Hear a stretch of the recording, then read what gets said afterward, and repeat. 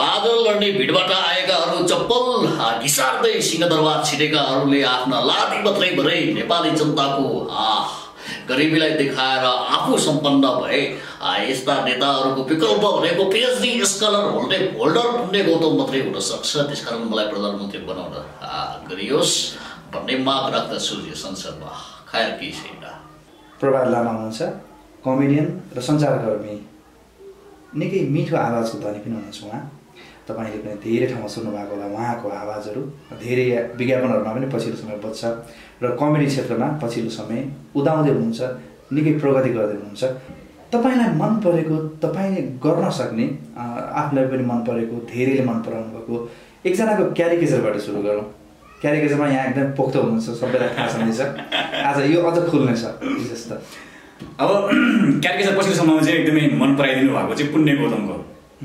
उहाँ चाहिँ एकदमै जे विषयमा पनि बोलिदिनुहुन्छ अनि उहाँको त्यो विषयवस्तुहरू उहाँसँग कनेक्सनै नभएको विषयवस्तुमा बोलिदिएर अनि मान्छेलाई इन्ट्रेस्टिङ लाग्छ। यो मान्छे कनेक्सनै नभयो भने किन बोलिरहेछ भन्ने कुरामा चाहिँ।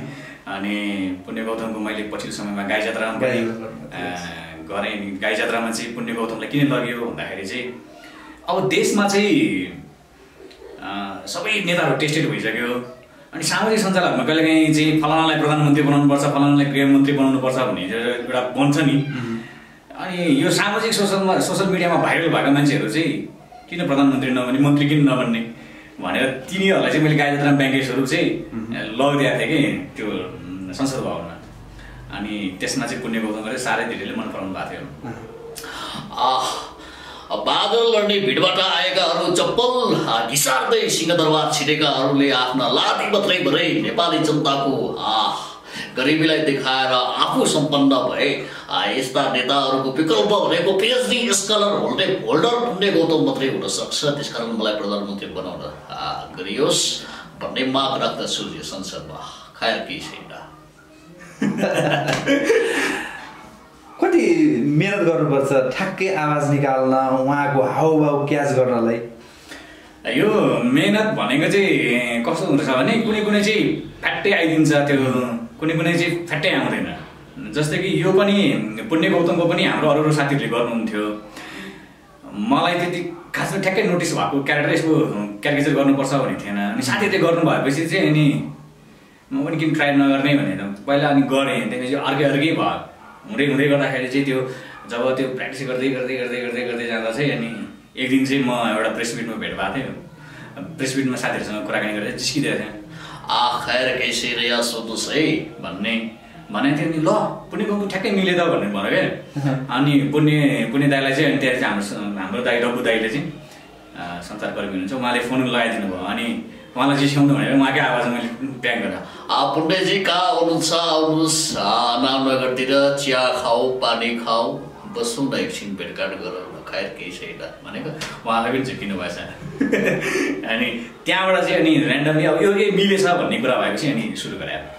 ठिक छ, यो कमेडीको विषयमा फेरि पनि हामी आउँछौँ ब्याक टु तपाईँको पृष्ठभूमि सञ्चारकर्म, रेडियो हुँदै टिभीमा पनि देखिनुहुन्छ, सामाजिक सञ्जाल युट्युब फेसबुकतिर पनि आइराख्नुहुन्छ। पछिल्लो समय त कलाकारितामा संलग्न भइराख्नु भएको छ। टेलिसिरियल पनि गर्नुहुन्छ बेला बेला, होइन? भ्याएसम्म, समयले मिलाएसम्म। थोरै ब्याक टु तपाईँको पुरानो दिनलाई सम्झौँ न। कसरी तपाईँको सञ्चारकर्म सुरु भयो? सञ्चारकर्म चाहिँ मेरो खासमा म म्यानेजमेन्टको विद्यार्थी हो। अनि म म्यानेजमेन्ट पढ्दै गर्दाखेरि चाहिँ मेरो घर बर्दिवास हो, होइन? अनि बर्दिवासमा चाहिँ म्यानेजमेन्ट पढिसकेपछि एउटा जुन ग्याप हुन्छ, प्लस टू दिएपछिको ग्याप हुन्छ, अनि त्यसपछि चाहिँ के गर्ने त भनेर बसिरहन्थ्यो। म्यानेजमेन्ट पढ्यो, अब ब्याङ्किङ क्षेत्रमा जाने भन्ने कुरा त थियो, तर पनि पढाइ कम्प्लिट नभए इन्टरमिडिएट मात्रै भएपछि त हुँदैन नि त। अनि मसँग चाहिँ मेरो पारिवारिक ब्याकग्राउन्ड भनेको त्यस्तो राम्रो पारिवारिक ब्याकग्राउन्ड होइन। अनि के हुन्थ्यो भने म माथिमा चाहिँ के दबाब थियो भने पैसा कमाउनु पनि दबाब थियो। केही इलाम गर्दै आफ्नो पढ्नुपर्छ भन्ने चाहिँ मेरो दबाब थियो मेरो पारिवारिक पृष्ठभूमिमा। किनभने मेरो अभिभावकको रूपमा मेरो मम्मी मात्रै हुनुहुन्थ्यो। मलाई हुर्काइ बढाइ मेरो मम्मीले मात्रै गर्नुभएको। मेरो बाबा चाहिँ म सानै हुँदाखेरि बित्नु भएको कारणले गर्दाखेरि चाहिँ म माथि एउटा जिम्मेवारी थियो। त्यो जिम्मेवारीले गर्दाखेरि चाहिँ के गर्ने भन्दै थियो। अनि त्यो बेलामा चाहिँ भर्खर एफएम स्टेसनहरूको चाहिँ ट्रेन्ड सुरु भएको थियो। अनि त्यो बेलामा चाहिँ नि ल रेडियोको चाहिँ ट्रेनिङ गर्ने भन्ने भएको थियो। अनि त्यो रेडियोको ट्रेनिङ गरेर बसेको थियो, त्यो पनि बेरोजगारै भएर बसिरहेको थियो।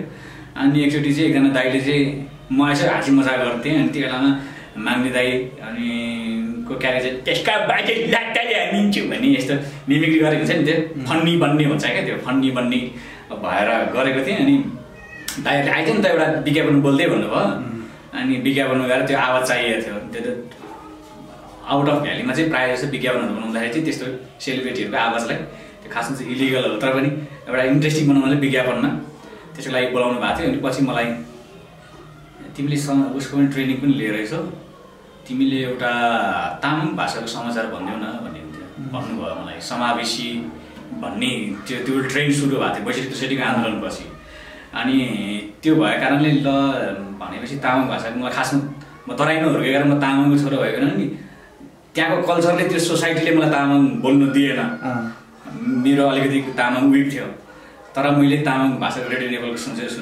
सुनेर अनि लेख्दै अनि तामाङ भाषाको समाचार भन्ने मान्छे समाचार वाचकको रूपमा प्रवेश गरेको रेडियोमा पछि म त्यो रेडियोको समाचार सहसम्पादकसम्म भएर मैले गर्न सुरु गरेँ। कति मेहनत गर्नु पर्यो सहसम्पादक भएर तपाईँ रेडियो अडियोमा जोडिनु भयो त्यसपछि होइन? मैले त्यो मेहनत कस्तो हुँदो रहेछ भने मैले चाहिँ त्यो मेरो आफ्नो जुनुन हुन्छ नि त्यो मलाई चाहिँ म मेहनत गर्छु भनेर थिएन त्यसमा लागेपछि के भने नि यो काम चाहिँ मेरो मलाई रमाइलो लागिरहेको थियो मलाई त्यो काममा म इन्जोय गरिरहेको थिएँ इन्जोय गरेको गर्दाखेरि चाहिँ अनि यसले धेरै हार्डवर्किङ चाहिँ देखिँदो रहेछ त्यो चाहिँ जुन काममा तपाईँ इन्जोय गरेर काम गर्नुहुन्छ त्यो चाहिँ मान्छेले हार्डवर्किङ भनेर बुझ्नु हुँदो रहेछ अनि मेरो लगाव र मेरो चाहिँ नि त्यो त्यसमा लागेको देखेर चाहिँ अनि मलाई चाहिँ ल तिमीले विज्ञापन पनि गर भन्नुहुन्थ्यो अनि मिमिक्री गर्ने भएको कारणले अनि त चटपटाइसस् एउटा रमाइलो कार्यक्रम चला भनेर कार्यक्रमको पनि जिम्मेवारी दिनुभयो अनि समाचारमा पनि भयो त्यसपछि कार्यक्रममा पनि गरेँ त्यसपछि विज्ञापनमा पनि गरेँ त्यसरी हुँदै गर्दा तर मलाई कमेडीको रस चाहिँ त्यो बेलादेखि नै थियो अनि त्यसपछि म सर्लाहीमा रेडियो एकाधारमा पनि काम गरेँ मैले त्यो जोड्न लागिरहेको थिएँ त्यहाँपछि म 3-4 वर्ष मैले बर्दिवासमा रेडियो दर्पणमा काम गरिसकेपछि चाहिँ मलाई सर्लाहीमा चाहिँ एउटा प्रोग्रामको कोअर्डिनेसनको हिसाबले मलाई बोलाउनु भयो त्यहाँ काम गरेँ त्यहाँ काम गर्दै चाहिँ मलाई रेडियो अडियोले 2068 सालमा चाहिँ नेपालव्यापी चाहिँ गाई जात्रा गर्नुभएको थियो रेडियोको मार्फत थ्रोबाट अनि त्यो बेलामा चाहिँ ऋषि धमाला र राजा ज्ञानेन्द्रको एउटा कन्टेन्ट बनाएर मैले पठाइदिएको थिएँ मेल गरेर अडियोमा अनि त्यो सेलेक्ट भएर मलाई त्यो बेलामा चाहिँ गाई जात्राको 2068 सालको चाहिँ नेपालव्यापी रेडियोले गरेको चाहिँ रेडियो अडियोले गरेको यसमा चाहिँ म सेलेक्ट भएर चाहिँ मैले प्रथम पुरस्कार दिनुभएको थियो 2222 रुपियाँ समथिङ कति थियो त्यो बेलामा चाहिँ रेडियो अडियोमा ठ्याक्कै मलाई त्यो बेलामा त्यो पुरस्कार दिनुभयो त्यसपछि म रेडियो अडियोमा जोडेको अनि रेडियो अडियो काठमाडौँमा पहिलोचोटि आएँ त्यहाँ अनि त्यो बेलामा चाहिँ रेडियो अडियोमा चाहिँ ठ्याक्कै सुन्दाखेरि मलाई ठ्याक्कै थियो गाई जात्राको माहौल थियो क्या अनि कमल गाउँले दाइको आवाज गर्थ्यो क्या गाई जात्रा रेडियो अडियोमा गाई जात्रा भोलि बिहान ठ्याक्कै 11 बजे आउनु है गाई जात्रामा रमाइलो गर्नुपर्छ यो लाउड थियो नि त त्यो आफू उहाँको ट्रेडमार्क हो होइन उहाँले धेरै लामो समयसम्म गर्नुभयो आदरणीय कमल दाइले त्यसमा त्यो माहौलबाट चाहिँ अनि मलाई चाहिँ कलाकारिता बन्नुपर्छ कलाकारितामा जानुपर्छ भन्ने चाहिँ थियो तर मेरो आफ्नै फेरि सञ्चारकर्मीले चाहिँ मलाई सञ्चारकर्मी भनेर मलाई एउटा चिनाइरहेको थियो र मलाई मेरो आफ्नो जिम्मेवारीले म सञ्चारकर्मी भइरहेको बसिरहेको थिएँ। रेडियो अडियोमा धेरै सेलिब्रिटीहरू जो कमेडी क्षेत्रमा हुनुहुन्छ होइन उहाँहरू आबद्ध हुनुहुन्छ कति सहयोग भयो तपाईँलाई कलाकारिता क्षेत्रमा आउनको लागि चाहिँ रेडियो अडियोको प्लेटफर्म? सहयोगै भयो उहाँहरूको एप्रिसिएसन तिमीले राम्रो गर्दै छौ भन्नु नै मोरल सपोर्ट नै सबैभन्दा ठुलो कुरा हो। तपाईँले कुनै पनि मान्छेले गर्दै हुनुहुन्छ कुनै काममा गर्दै हुनुहुन्छ भनेदेखि तिमीले राम्रो गर्दैछौ यार गर्दै गर अझै राम्रो हुन्छ भन्नु नै त्यो सबभन्दा ठुलो एप्रिसिएसन हो र त्यसले चाहिँ तपाईँको धेरै आँट र साहस हुन्छ। तपाईँलाई त्यो भएन भनिदियो भनेदेखि चाहिँ त्यो मान्छेले 50-50 हुन्छ त्यो मान्छे त्यो लाइन छोड्ने सम्भावना 50% हुन्छ र इगोको कारणले फेरि ऊ फाटे अगाडि बढ्ने सम्भावना दुईवटा कुरा हुन्छ। तर मलाई जहिले पनि एप्रिसिएसनै गरिदिनु भयो आदरणीय दाइहरूले त्यहाँ गण्यमान्य दाइ हुनुहुन्थ्यो दिपक दाइ आउनुहुन्थ्यो दिपा दिदी आउनुहुन्थ्यो किरण दाइ आउनुहुन्थ्यो अनि उहाँहरू त पहिलोचोटि मैले त्यहाँ देखेको रेडियो अडियोमा होइन रेडियो अडियोमा त उहाँहरूको घर जस्तै रहेछ उहाँहरू सधैँ आइरहने उहाँहरू आउनुहुन्छ बाबु तिमीले राम्रो गरेर है तिम्रो दामी छ कार्यक्रम सुनेको थियो तिम्रो भनेर त्यो त्यो एप्रिसिएसनले चाहिँ मलाई हौसाइरहेको थियो जहिले पनि।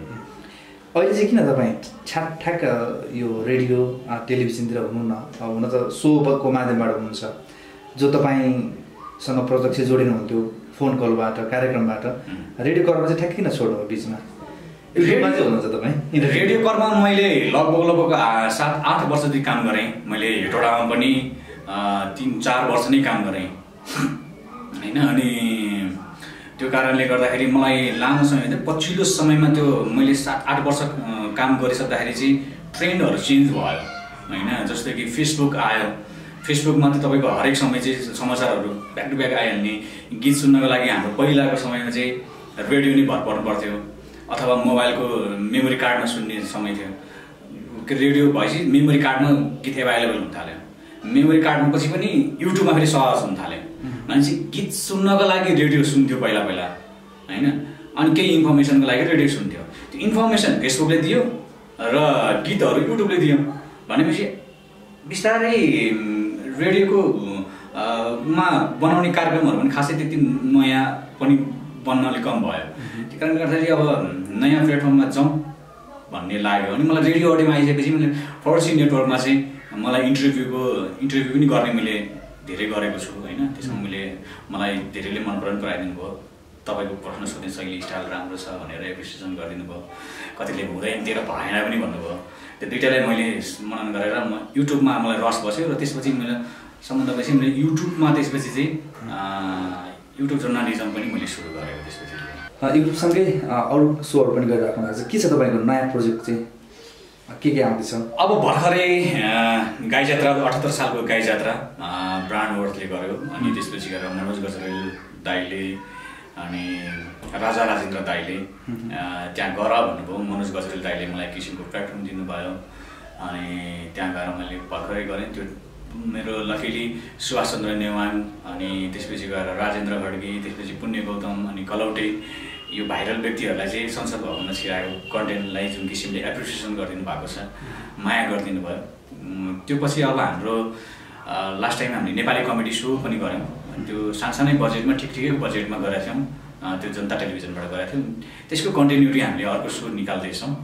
त्यसको व्यापक तयारी भएको छ र सम्भवतः हामी दसैँ अगाडि त्यो प्रोग्राम चाहिँ लिएर आउँदैछौँ। आदरणीय दाइ राजा राजेन्द्र दाइ जसले मलाई कमेडीमा म सञ्चारकर्ममा लागिरहेको मान्छेलाई होइन त्यो मेरो कलाकारिताको एउटा पाटोलाई चाहिँ त्यो कलाकारिताको एउटा जुनुनलाई चाहिँ हस्ताएर बसिरहेको जुनुनलाई फेरि उचालेर तिमीले गर्नुपर्छ, तिमी कमेडीमा तिमीले स्ट्यान्डअप गर भनेर मलाई जति हौसला दिनुभयो।